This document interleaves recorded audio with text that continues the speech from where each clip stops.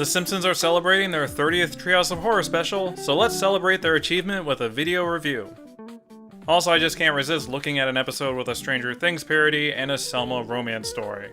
Okay, writers, you got me. We'll do a current episode review. But first, the opening stuff with Maggie. May as well go chronologically, right? Now, there are definitely some funny ideas in here, like how much Homer doesn't want another son, his pop culture references, and their clever wordplay. However, as a concept, it's honestly really boring, because it's such well-trodden territory by now. Making one of the kids a killer or monster is one of their favorite tropes. In fact, they literally did one last year with Lisa. This Omen parody feels one part The Thing and I, one part Pazuzu Maggie. Obviously, we shouldn't go overboard on this though.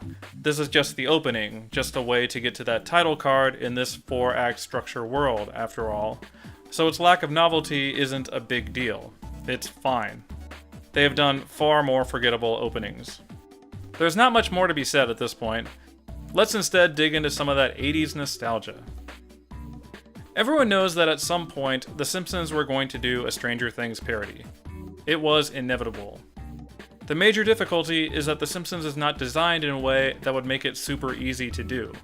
You've got a police chief, a group of boys, their parents, and a mysterious power plant. But finding an 11 is the stumbling block. You're basically forced into putting Lisa into that role, or else bringing in a guest star. But then if you go with Lisa, you either have to remove her from the Simpson family, or radically change up Eleven's backstory. The whole thing gets weird extremely quickly because of how central she is to any parody. They ultimately went for a kind of hybrid approach, hitting some Stranger Things plot concepts and archetypes, but not radically changing the setup of Springfield. Making Milhouse the Will Byers is extremely clever, matching the source material well. But instead of making it a romp for Chief Wiggum and Luann Van Houten, they instead go for Kirk being a yuppie who freaks out and destroys the walls. You get what I mean when I say they went for a hybrid approach?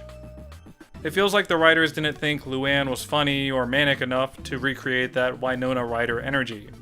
So instead, they brought the iconic Christmas lights to a Van Houten marital argument. It's a kind of funny concept, I guess, but it feels sometimes like the tail is wagging the dog with this parody. That Stranger Things is trying to make The Simpsons more funny, instead of the other way around.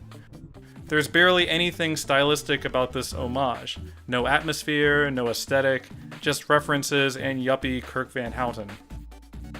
This concept really has the potential to shut out most of the Simpson family, so they're really smart to put Homer in the over-under and then get Lisa into the 11 role. All the Lisa stuff is ridiculously underdeveloped, getting phone calls and suddenly being psychic, but to their credit, they lean into how ridiculous and silly it is. I roll my eyes at all the shortcuts they have to take, but I have to acknowledge that they're cramming the entire first season's plot into an 8-minute segment. It's impossible to do this without rushing through some stuff, so all this is pretty understandable. All of the over-under stuff is fine, I suppose. Not a ton of horror or tension here. They're pretty upfront about having all the demogorgons all over the screen. I really like this joke they do with Moe. Homer has a funny line about Mr. Burns. They lean into this being the bizarro version of Springfield. Nice twister mouth, too. They ended in probably the most typical way possible, just having the family live in the over-under now. It's pretty trite, to be honest. There isn't a particularly strong satirical hook to this place, at least not one they commit to. It's just a story about someone getting lost, finding him, and then just getting stuck there. Overall, Danger Things just feels too unfocused to me. That it knows it has to check certain boxes, which it arduously does, it just doesn't have a strong sense of where it's going or any point it's trying to make. It comes off as pretty shallow as a whole. The story that follows it, the Heaven Can Wait parody, fares much better in this regard, having a much stronger central thematic concept. Looking at the Homer and Marge romantic relationship through the lens of body swapping. This is hardly groundbreaking material, of course. Homer's physical appearance has played a role in many relationship episodes. I think the gimmick of being placed into different characters adds a new dimension to it. We can bring in a character like Superintendent Chalmers and have a little fun with him. Then imagine Homer in the body of Mr. Teeny, or even more horrifyingly, Moe. The Heaven stuff is a bit of a mixed bag by comparison. We have some funny wordplay and a super corny pun, but also an awkward Porky Pig shoutout and some tired Google satire. I mean, I've been to Google's cafeteria before. This is extremely well observed. I'm mostly questioning if jokes about Google and Amazon are too ubiquitous to really be fresh anymore. Anyway, the real knock against this segment is that it's not that scary. The deaths aren't graphic or anything, it's more of a fantasy romance rather than a Halloween segment. It's not a particularly creepy story, you know, with the exception of Mo and Maggie's body. Actually, this is probably the scariest thing in the whole special, so never mind on that whole argument. Despite the rather tame approach overall, I was pleasantly surprised by this segment. Just a fun little Homer and Marge relationship story, nothing more, nothing less. It's actually kind of funny that they went for 2 stories in a row with a romance hook. This has got to be one of the most feel-good specials since Treehouse of Horror 3. Whereas the last parody didn't feel that much like a Halloween story, this one does a better job at throwing in a little bit of random violence and featuring Kang and Kodos in major roles. Sometimes just throwing a bunch of sci-fi tropes into a segment will get you there. Doing a Shape of Water parody with Selma and Kang is an absolutely genius concept. We don't get many of those clunky adaptation issues like with Stranger Things.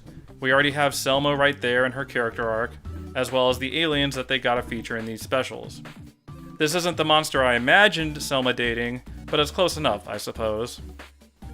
Homer is integrated very cleverly into this story, playing off of his established relationship with his sister-in-law, but also utilizing his job at the power plant. All of these connections feel very natural. Nothing needs to be explained or justified, all the characters slide right into their roles. Patty will show up at the end, and boom, there's Kodos right there for her. The story is hurt a little bit by its pacing. To be fair, this is less the story's fault, and more a symptom of how little time it had to work with. They really had to lean into how much they enjoy smoking together. It's always going to feel rushed, but I appreciate they picked something central to Selma's character. It's not a perfect Halloween segment. There are some jokes that go on too long or don't really land in general. I also really hate this joke. Reminds me of how back in the day they felt the need to cut to Harry Potter in their Harry Potter parody. I know having the original character get dunked on is funny, it just always comes off as the writers thinking the audience is stupid. This is just one joke though, and isn't a continuous problem in this special as a whole. There are a bunch of jokes that do work well. This Burns joke made me laugh way more than it should have. Such a vaudeville sort of punchline. Also, I have a suspicion that Kang and Kodos will both be single again next Halloween special.